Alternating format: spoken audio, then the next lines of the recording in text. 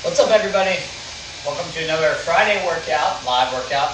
A little impromptu. I know I didn't put it out on the stories earlier in the week. Short week because of the holidays, a little messed up, but I wanted to get it in for sure because I won't be here next Friday. So I wanted to get this in for you. We're going to do some leg centric exercises. It's like a leg day, essentially, using the kettlebell and mini band. So we're going to do 4 different exercises. We're going to do a goblet squat. We're going to do a staggered deadlift. We're going to do kettlebell swing, and we're going to do some basically knee to elbow from the push-up position. Okay, a little bit of core, but also working hip flexors. Okay, all right. So let's go ahead. Let's get warmed up. I'm going to do a little similar to your hip carve, but kind of almost like a step back hurdle, if you will. Warm up them legs. So I'm going to use a kettlebell, but you guys have dumbbells. You can use a dumbbell for all these movements.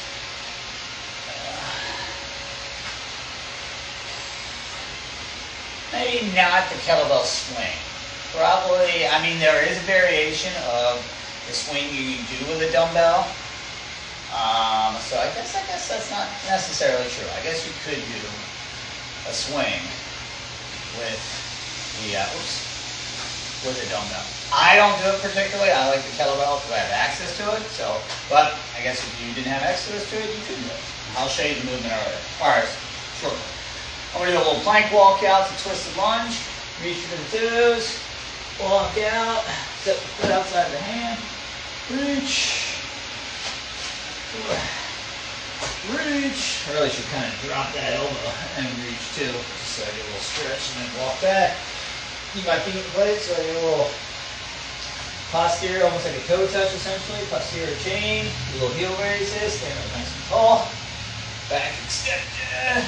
Back again. I dinged up my upper back. I know this seems like to be the story I give every week. But my left side, my trap, going up into my neck on my left side. Little tweak this week in a combination of upper body strength training and jiu-jitsu. So, one more, probably a little combo both. I'll get a little closer for you guys. Right there you go. Reach.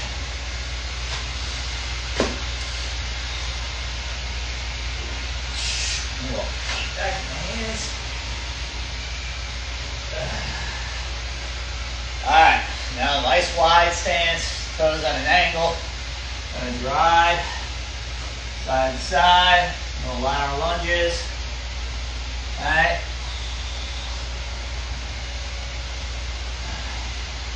Switch it to a little Cossack lunge. Alright.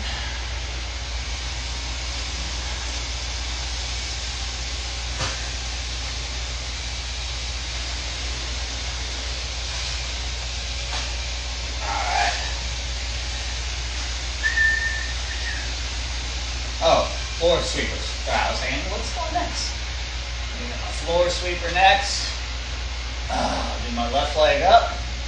You guys maybe can see, I'm trying to make sure I do a little bit of back position. Try to keep to the back as neutral as possible, not rounding. Alright?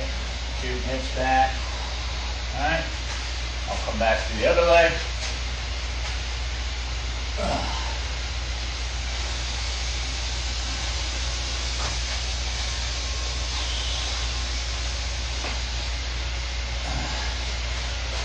Alright, so we do the lateral lunge, did that.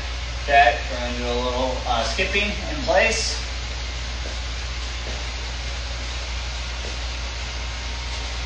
Get out of sync. There you go.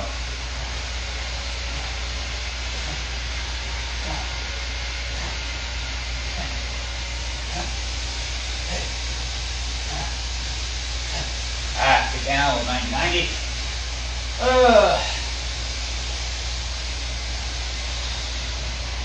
90-90 transitions. Alright, lift. Let that other knee come along. Get that trail knee.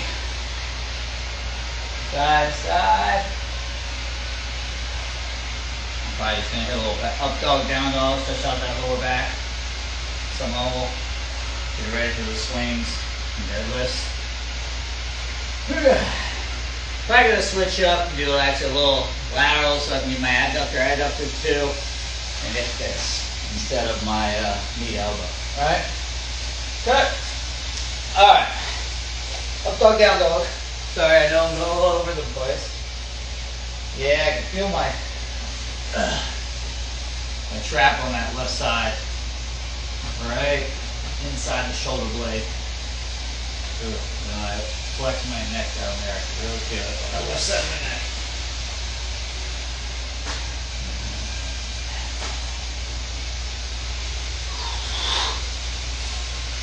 Oh yeah.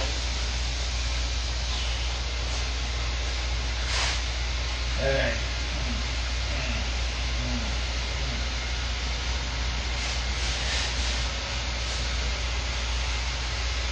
Last one, and we'll get started with the kettlebell. All right? All right, so goblet, staggered deadlift. We're gonna do 10, 5, 10 kettlebell swings, and then I got the side lane. Actually, I'll probably do it standing, just use the wall behind me to do my standing hip abduction. Okay? All right, here we go. I got a 45-pound kettlebell.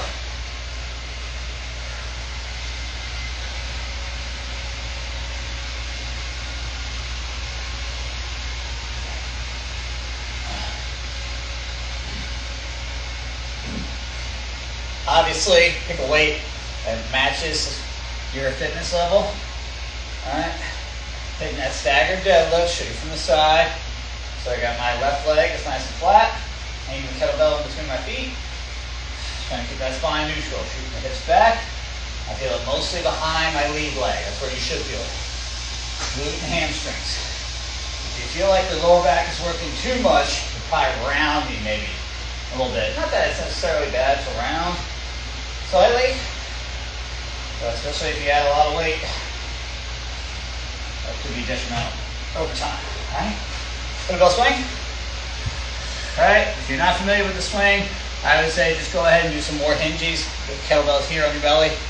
Shooting that, alright?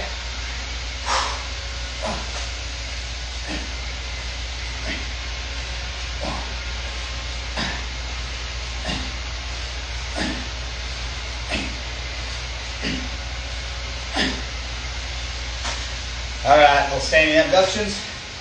So you can do step outs. Now this is, I'm going to actually try to keep my, if I can figure out how to use this band. What's going on? Alright, I'm going to try to, see if I put heavy on this leg.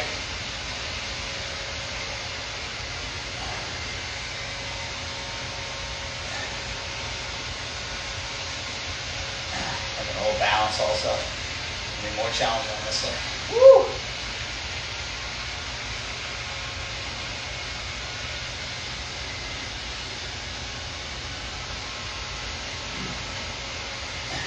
All right, go breathe it. All right. Yeah, the kettlebell swing is definitely a movement you have to train. All day. I've been doing that all day, pouring all over myself. Yes, so the kettlebell swing, definitely some instruction is needed. Like I would not just jump into it if you've never done it before, all right? So a couple of key movements without the kettlebell, think about. The idea is hips back, hips forward. Very hinging, obviously similar to our deadlift movement, right? Boom, forward, down, forward. But instead, moving the weight in front of our body, right? Here, I focus on my arms, being my forearms almost being inside my thighs. Kettlebell will be back here, and then I thrust, use my standing position to drive the kettlebell forward, and in our technique, try to keep it about sternum height. There are variations where people go over the head, but that's not what we're doing today. Okay? We're talking about sternum height, hitting almost like that standing plank, squeezing everything at the top, actively push it back in between your legs like you're hiking a football. Probably a little taller than hiking a football, but that's kind of the movement you're shooting for. All right, round two. Back to the goblet. Obviously, a goblet, I'm holding it by the horns for the kettlebell, but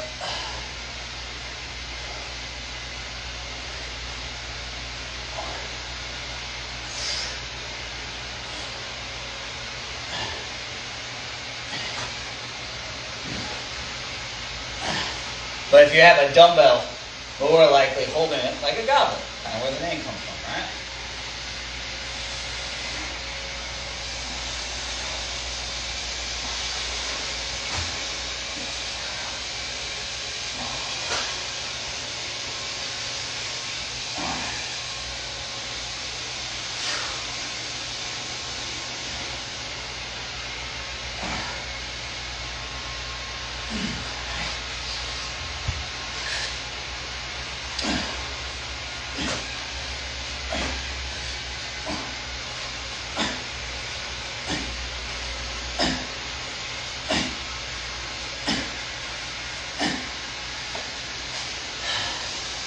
So the kettlebell, it's interesting.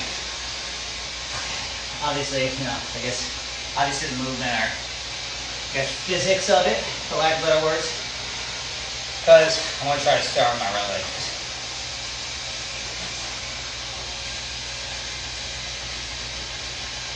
Ah.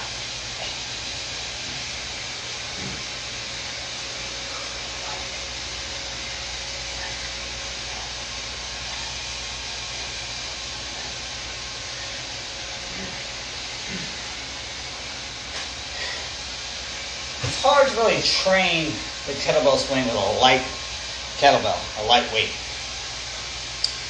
Just because you want that gravity, you want a portion of it to be gravity kind of falling, the pendulum movement of the kettlebell. Gravity plays the weight of the kettlebell plays a factor because gravity will help it, the momentum more. And then your body obviously stops the momentum and throws it back forward. So with a light weight, you're not getting that effect. But obviously you don't want to start with a heavy weight, because especially you haven't trained the movement. So a lot of it just doing body weight, whether it be here, this movement, right? Practicing this. A lot of times I'll have clients do what they call the belly hinge, all right, which I kind of illustrated a little bit earlier. Lighter kettlebell. Had this handle pointed forward. That's the top. Bottom pointed to the ground. Top position. Bottom position. All right? Okay? And then especially if I'm teaching it to a client, I will be there checking them. They'll be here. One thing I like to do, because a lot of times people do their swing and they'll rock like that. Their momentum will go when they stand up, they lean back. The overextension of the back, but their whole weight rocks back. So their toes come off the ground. So I'll be there, I'll step on their toe, right? Kind of give them a physical cue about, hey, feet down, keep the feet, rock solid to the ground, right? So those are kind of the things. That's why, to reiterate the point about, if you're going to do the kettlebell swing, make sure you get some, I would say, in-person instruction first. Because there's a lot of cues or a lot of things you can't see that instructor would be able to see. Very, I guess, complicated. I guess I wouldn't say that's the right word, but complicated. The kettlebell swing has a lot of moving parts. So you don't want to just go into it willy-nilly, All right. Third round. Let's do it.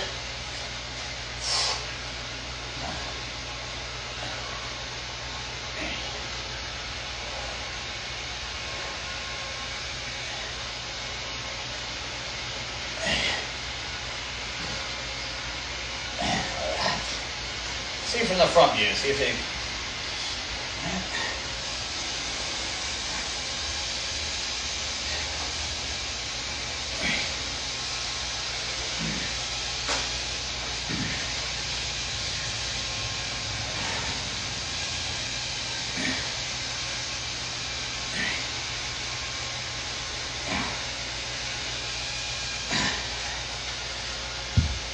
Last round.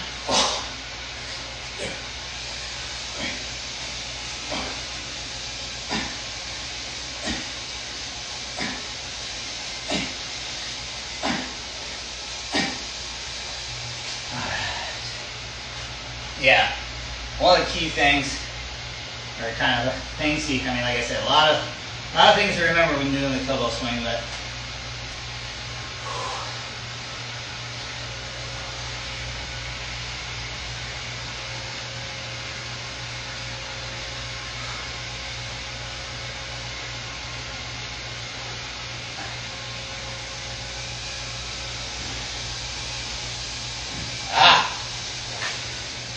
A lot of things to remember when doing the kettlebell swing, but really thinking about squeezing those glutes.